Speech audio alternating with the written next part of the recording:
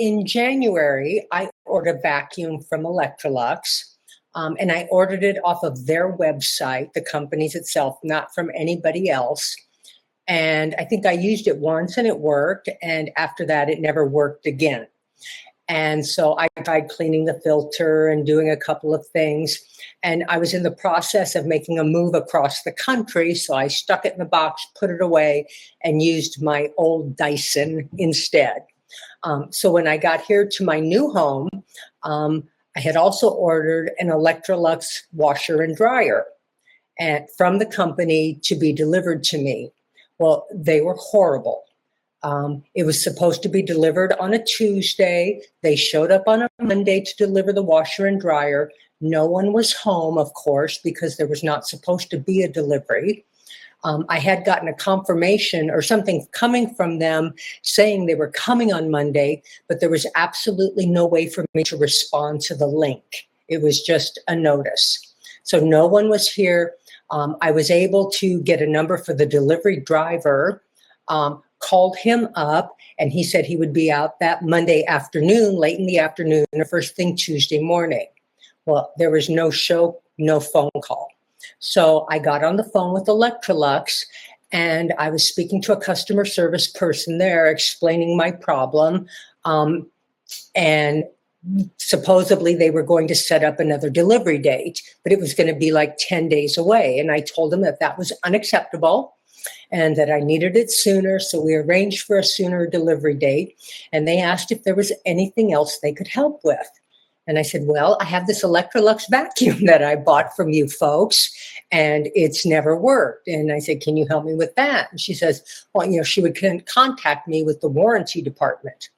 So they hooked me up with the warranty department, and I got a man there whose first question was, did you vacuum up something wet? And I'm like, no, I did not. I used it once on a hard surface floor, and it's never worked again. And he said, well, then I'm going to need a photograph of the original receipt or a copy of the original receipt. And I said, well, I don't think I should have to provide that because you have the original because I bought it from you. And he explained to me that he had no access to any records like that, and I would have to produce it for him. And I don't remember where that call went, but I was told I would need to produce it for him, that I would need to take a photograph of the serial number on the Electrolux, the ones that they sent me, and do that. In the meantime, so I said, okay, hadn't done it yet. I was back on the phone to Electrolux to speak to them about the washer and dryer again because it wasn't being delivered. After that first conversation I had with the woman on Electrolux about the washer and dryer, they would never answer my phone again. I would call up, I would get their recording, I would get their AI Pixie, and then I would be in a forever hold.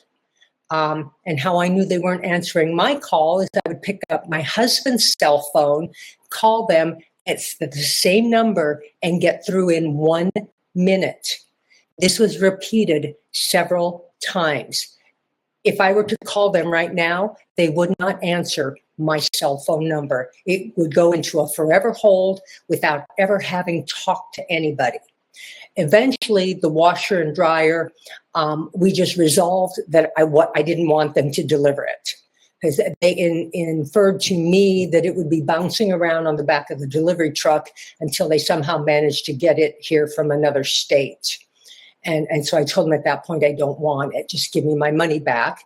And I went to a local merchant and I bought my Electrolux washer and dryer that I like. I mean, it's a good washer and dryer, but there's no way I could have bought that from the company.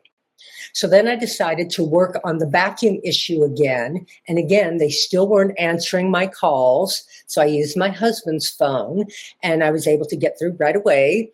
And I got somebody and they said that I didn't need to do anything at all, that the ticket had already been written for the return, that I would probably get instructions that said I was supposed to cut the cord and send it back, and they would send me a replacement.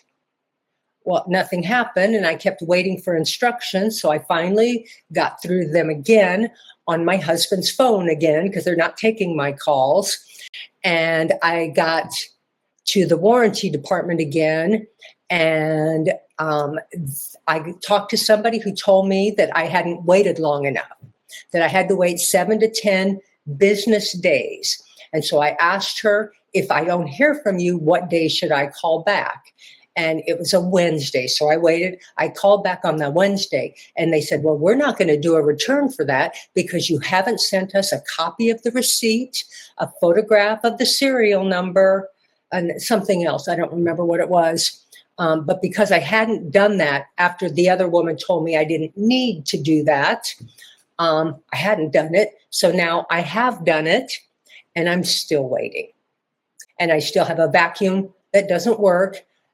It was $500 and some odd dollars, and that was because there was a $200 off coupon, and I ordered it directly from Electrolux because they said that their customer service was so good. So now I have nothing. I have a Electrolux that I put out in the garage because I'm tired of looking at it in the house. It still doesn't work. I don't have a vacuum. They won't give me my money back because it's been more than 30 days. I tried that.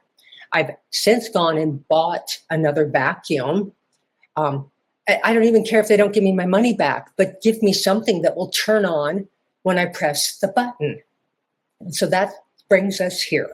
Nobody knows what anybody else is doing. They would say, oh, well, I'm going to put it in the notes, and then somebody else will read the notes, and then they'll know what's going on. But then they'd say, well, no, the notes were wrong, or it was the wrong information. So there were no two customer service people that ever told me the same thing. And again, that was only after I used my husband's phone to get through, because they chose not to talk to me anymore. And they have no idea. I'm guessing they must all be remote workers. And they don't know, and I'm not faulting them for that, but there needs to be some sort of continuity across the board so that what one person is telling me is accurate for the company and not just that one person's idea. I mean, I absolutely had the one woman who was trying to be very helpful on Electrolux and about the vacuum. And she said, do nothing more. The ticket's been created. This has been taken care of. You know, you're going to get the notification. That never happened because I'm guessing her information was wrong or didn't meet with the approval of others. This last time when I talked to the person, my last communication, she said, well, this has to go to the back room, the back office, I believe, for approval. And that was going to take another 5 to 7 business days. They don't respond quickly to anything at all. Yet they have my money. I don't have a product, and I sit and wait. Their communication is horrible. Ideally, I would like my money back. If I could just, and not have to do business with them again. That is very much what I would like. If they're not going to give me the money back, they said it was more than 30 days. I know, I've been a business owner. I could refund anybody's money anytime I wanted. If I didn't want to, I would just say there's a policy that we don't do that after 30 days. That's a choice they're making. They could refund the money if they chose to, but they're choosing not to.